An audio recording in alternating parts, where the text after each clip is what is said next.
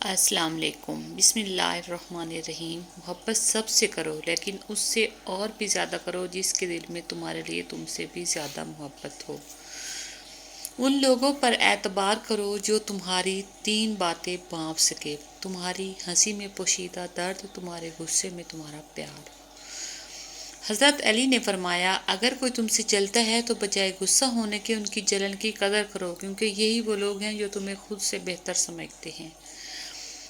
دنیا میں 1000 رشتے بناؤ لیکن ایک رشتہ ایسا بناؤ جب ہزاروں آپ کے خلاف ہوں تو وہ ایک آپ کے ساتھ ہو۔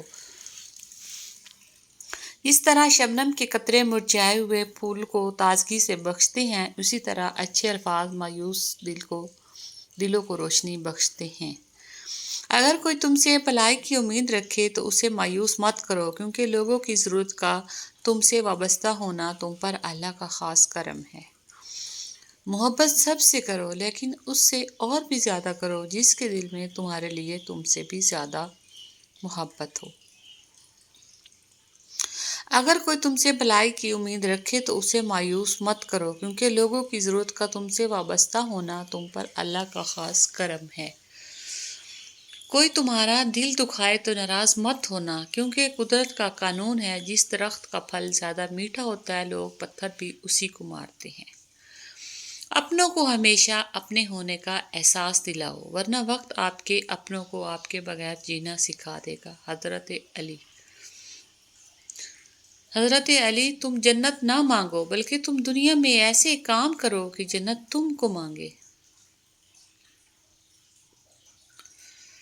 حضرت علی نے فرمایا، دنیا کا امیر شخص وہ ہے جس کے دوست مخلص ہوں۔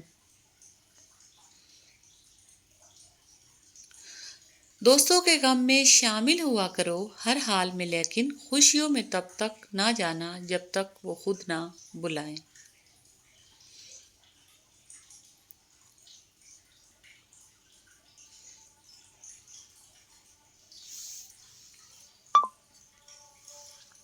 ان لوگوں کو کھونے سے ڈرو جن کے نزدیک دوستی کے رشتے خون کے رشتوں سے زیادہ عزیز ہوں۔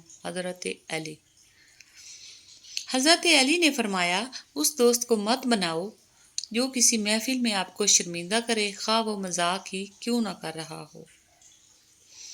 100 دوستوں سے وہ ایک دوست اچھا ہے جو دل میں نفرت تو رکھتا ہے لیکن منافقت نہیں۔ حضرت Ali. Thanks for watching. Okay, جزاک اللہ۔